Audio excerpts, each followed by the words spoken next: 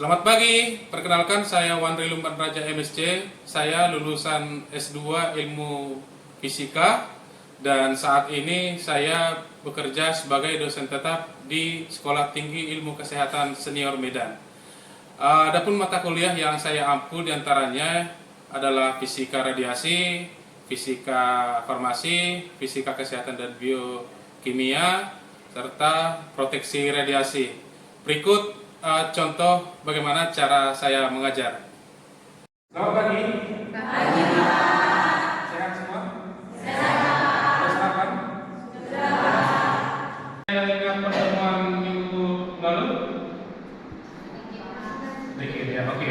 Minggu lalu kita sudah membahas tentang paparan, ya, paparan tentunya paparan simetris dan beberapa jenis-jenis paparan. Nah, untuk minggu ini kita akan membahas tentang dosimetri, yaitu besaran-besaran yang digunakan dalam dosis radiasi.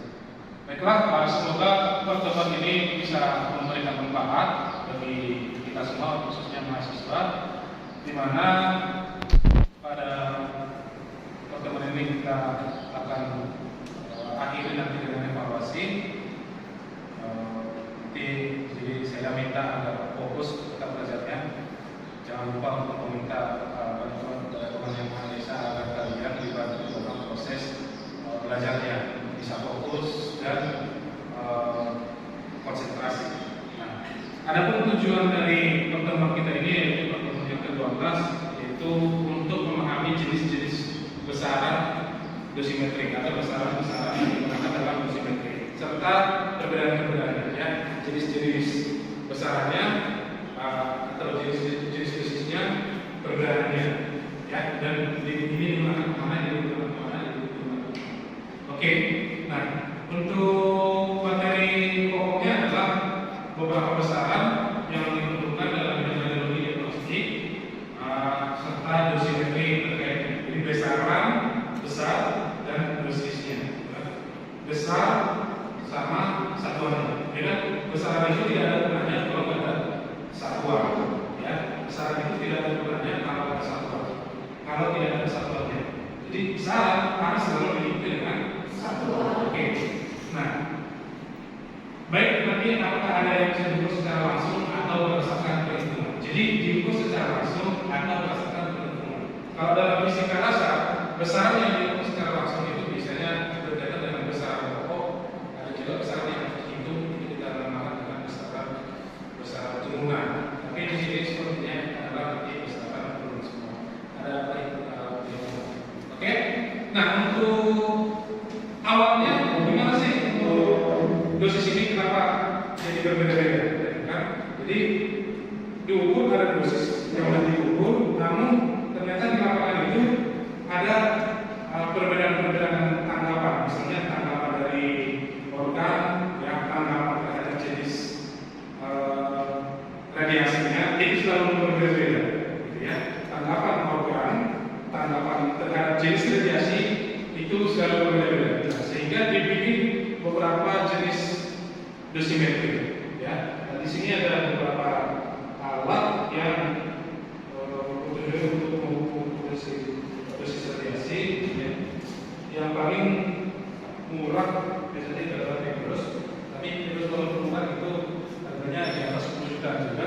Nah, ini untuk mengukur dosis secara langsung, ya, dosis secara langsung. Dosis secara langsung itu artinya dosis itu masih di udara, ya, belum ada ke organ. Ini ada juga di sini. Nah, ini bukan hanya untuk mengukur dosis, tapi ini kita sebut lagi namanya survei meter.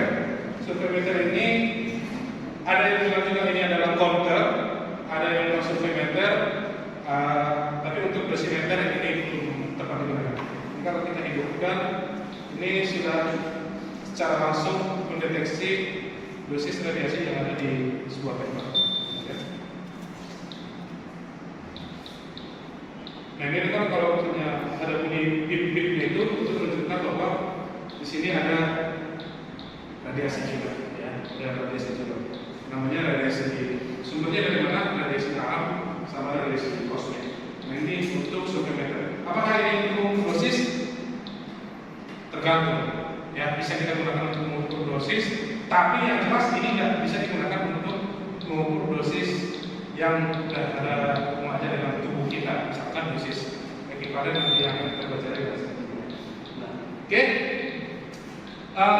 Untuk dosis-dosis ini ada lembaga-lembaga yang menentukan, yang menetapkan dosis yang mana sih yang cocok untuk diterapkan. Misalkan kalau di sekarang ini namanya di ICRP, ya seperti di slide ini.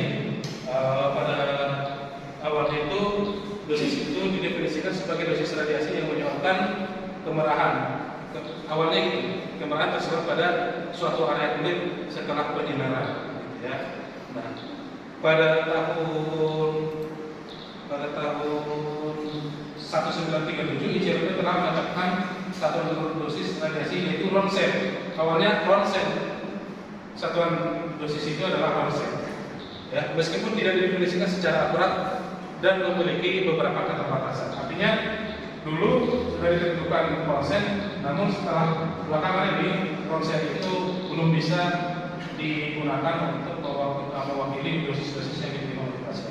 Tapi untuk paparan seperti yang sudah kita pelajari minggu lalu, itu sudah punya pengertian yang valid. Ya. Nah, pada tahun 80 ICRP mengadaptasi satuan dosis sistem internasional ya, untuk digunakan dalam radiasi kimia.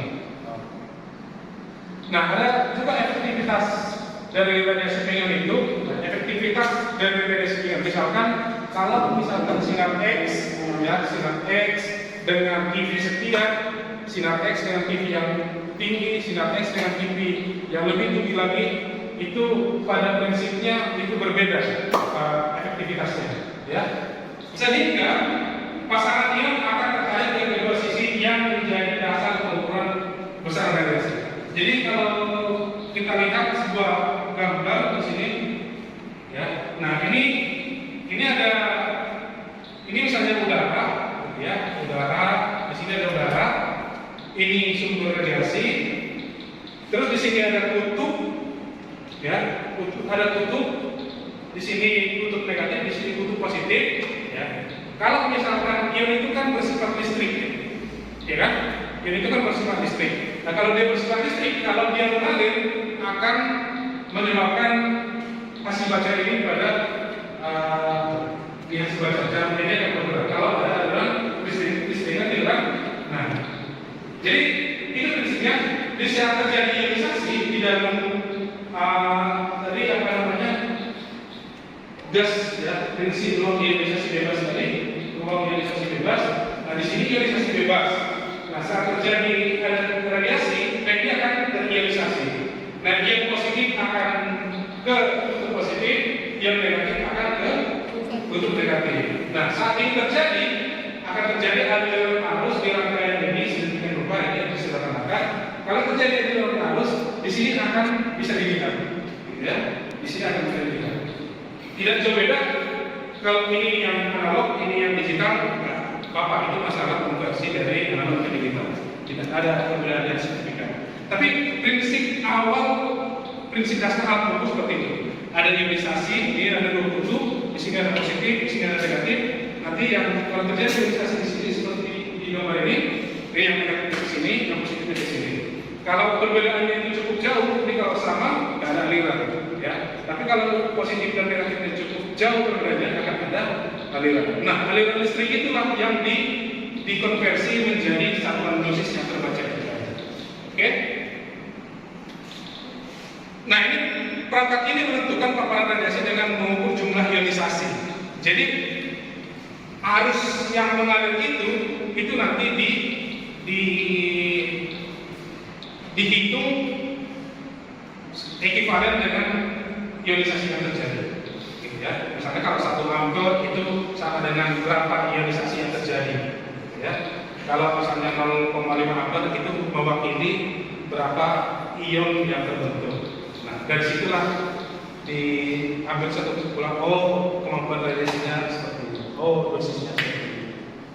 Yeah. Nah, masuk kita ke paparan, ya. Mengulang kembali yang kemarin itu adalah paparan ialah nilai absolut muatan total ion-ion bertanda satu yang dihasilkan di udara bertanda satu berarti positif atau negatif, gitu ya. Itu maksudnya tanda positif atau negatif. Nah, di udara dulu. Ketika semua elektron yang dibebaskan oleh foton per satuan massa udara berhenti seluruhnya di udara. Jadi di udara dulu, yang terjadi di udara dulu. Oke? Satuannya adalah rumusnya adalah ini paparan X, paparan sama dengan dq.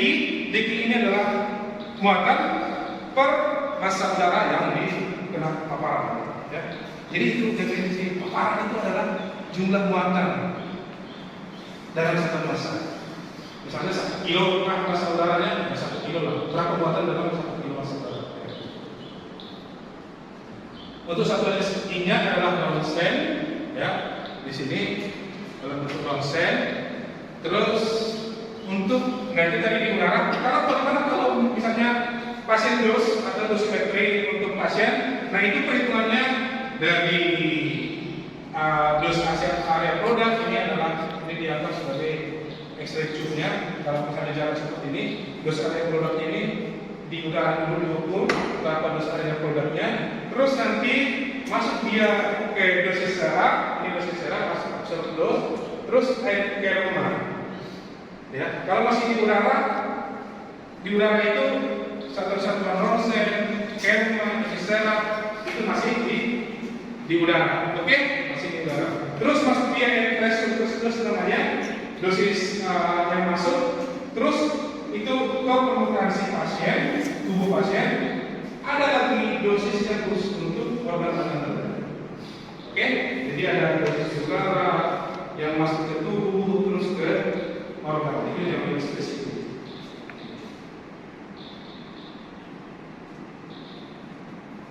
Nah, ini untuk jumlah energi radiasi yang disimpan per satuan massa bahan penyerap itu disebut dengan dosis sera. Jadi ampun sebenarnya yang diukur itu yang merupakan perbedaan itu adalah energi. Yang diukur itu adalah energi, ya kan? Nah, energi. Jadi kalau misalkan misalnya di sini ada air, itu terus dipapari energi yang tertampung di sini di air ini berapa misalnya ini setengah liter, tapi konversi jadi masalahnya misalnya setengah kilo, energi yang tersimpan di sini itu kita sebut sebagai dosisnya. Ya, nggak usah dulu, memang berapa pak jumlah energinya, nggak usah dulu. Tapi intinya pasti ada, ya kan? Pasti ada yang tinggal, energi di sini. Nah, itu namanya dosis sera. Jadi energi per satuan massa. Tentu kalau makin banyak massanya, makin banyak energi yang tinggal. Nanti ada yang lewat, yang dihitung adalah yang tinggal. Nah itu makanya karena energi satuannya adalah joule per kilogram. Joule per kilogram itu disingkat dengan Gray. Ya, joule per kilogram itu disingkat dengan Gray. Nah, ini adalah satuan internasional. Ya, oke. Ada pertanyaan? Silakan. Itu yang selain yang pertanyaan bisa dijelaskan. Oke, kerma dulu ya. Jadi kerma ini memang agak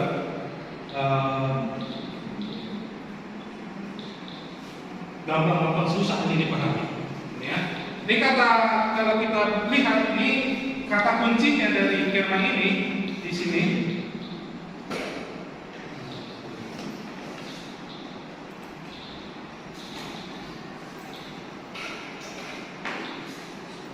Kata kunci yang harus kita pegang dari kerma ini adalah ini semua ini. Oke. Ini ada istilahnya transmisi, ya kan? Terus ada partikel pengion bermuatan. Terus di sini ada partikel pengion tak bermuatan dalam material bermassa. Ya. Jadi ternyata ada itu fenomena di mana partikel pengion, ya, partikel pengion dibebaskan oleh partikel pengion yang bermuatan dibebaskan oleh partikel pengion yang tak bermuatan. Misalnya neutron set, gitu kan? Di sini ada partikel pengion bermuatan.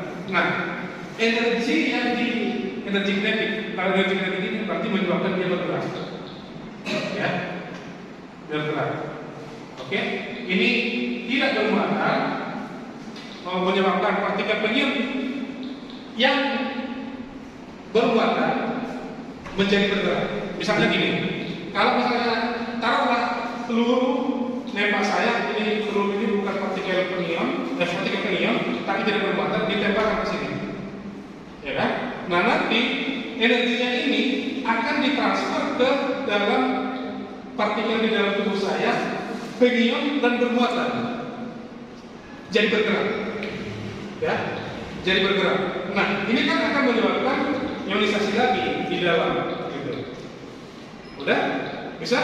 Jadi awalnya dia di sini. Awalnya di sini ada partikel pengion diam, udah?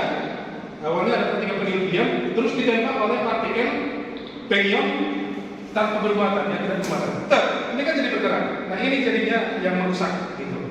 Nah, ini sampai di sini aja, energi yang ditransfer ke yang di sini. Itu KERMA, kinetic energy release per unit mass, atau kinetic energy yang dilepaskan per satuan massa. Itu dia yang kita sebut dengan KERMA. Oke?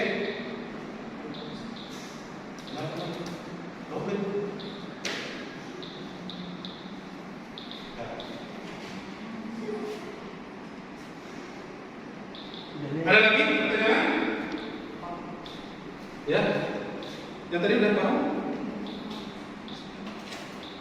Udah paham?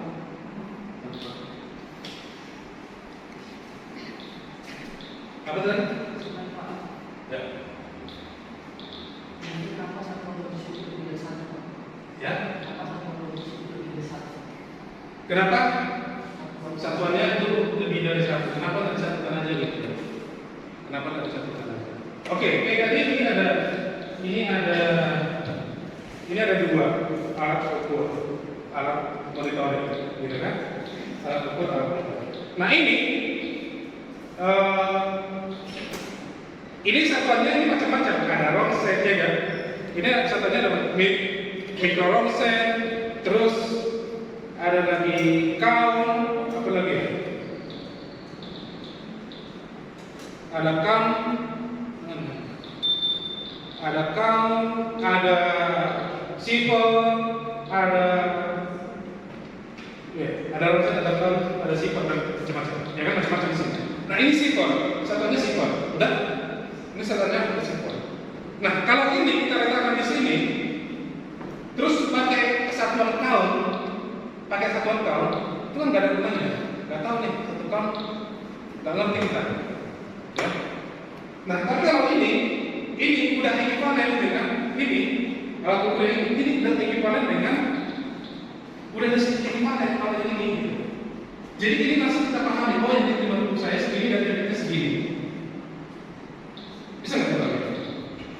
Jadi alat ukur itu sudah dikenai kebobotan, ya kan? Sudah dikenai kebobotan. Nah, itulah maksudnya tadi yang nah, yang ini kalau misalkan ini adalah ukur yang dibaca adalah dosis efektif, yang dibaca adalah dosis efektif, berarti mudah dikasih bobotnya. Ini untuk sinar X, bobotnya ini. Jadi yang kita baca itu udah benar-benar yang berefek yang kita. Gitu. Dibandingkan yang ini masih umum ini. Ya, ini masih umum. Oke? Kalau hanya mungkin ini hanya sampai bobot jenis radiasinya, apakah dia gamma, beta, dan segala macam. Nah, kalau misalnya ada alat ukur yang spesifik didesain untuk sekaligus bobot program, kan lebih bagus. Gitu. Itu kegunaannya kenapa? Karena tadi ada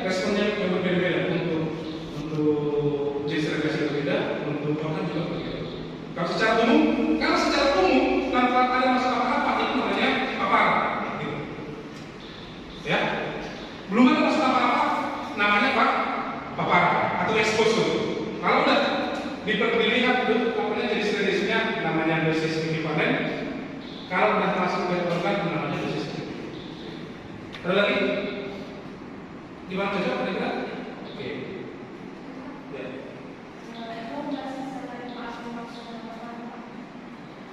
Nah, paparan itu simpelnya gini. Di sini misalkan ada sekantong udara, ya. Ada sekantong udara. Paparannya. Beda paparan dosis efektif. Ini paparan dulu. Paparan itu punya pengertian tersendiri. Di sini ada udara, partikel-partikel udara, gitu ya. Setelah ditimbang massa udaranya,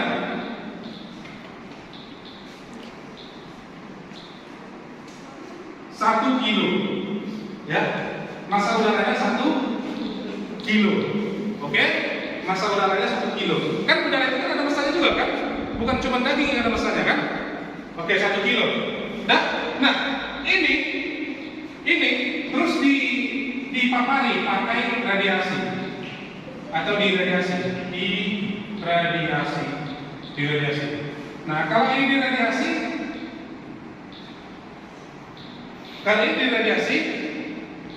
udah, ini kan akan menyebabkan terionisasi. Kalau dipapari, ya kan? Kalau dipapari, dia terionisasi. Nah, jumlah ion positif atau negatif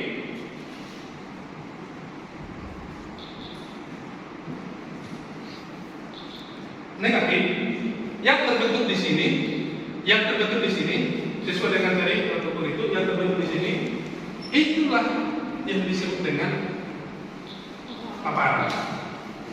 Berapa besar paparannya? Ya, jumlah ion di sini itu berapa? Itulah paparan. Berapa dia positifnya atau berapa yang negatif? Darah lagi? Oke. Ini kalau darah lagi, ini saya yang ngetes yang lain dulu, yang tadi itu bertanya kira-kira sudah paham sejauh mana pahamnya nih. Nah, ini jenis-jenis dari dosis. Oke.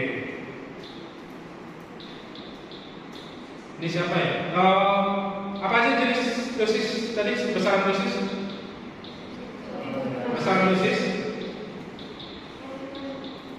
dosis apa aja? Ada apa yang pertama tadi? Dosis serak,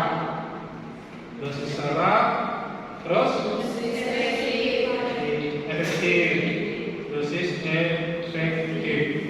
terus dosis ekivalen, terus kerma, gitu ya. Nah, ini tapi urutannya masih belum pas. Nah, ini untuk urutannya kira-kira gimana urutannya tuh?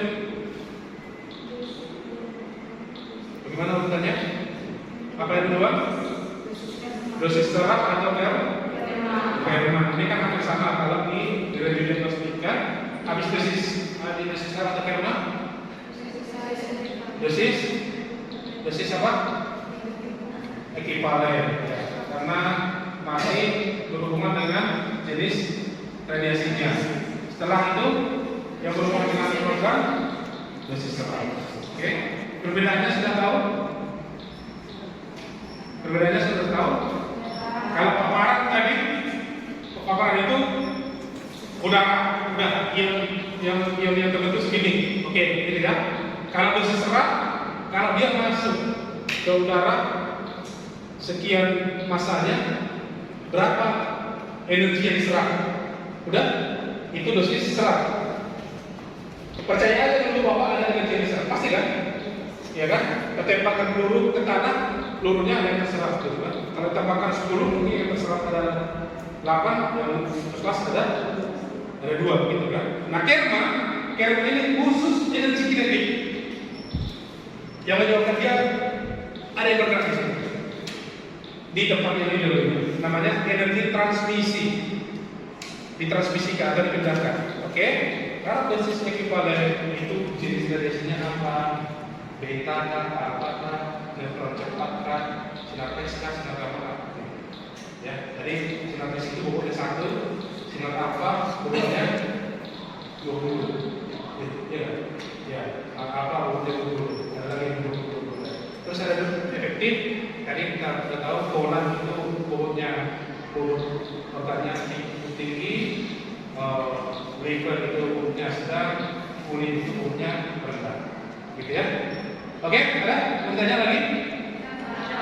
Oke, kalau tidak ada kita akhiri sampai di sini. Namun sebelum mengakhiri, dipersiapkan linknya untuk minggu depan kita akan masuk pembahasan tentang cara menggunakan kalkulator. Oke, baiklah, kalau tidak ada lagi yang mau ditanya, sampai di sini aja. Selamat pagi.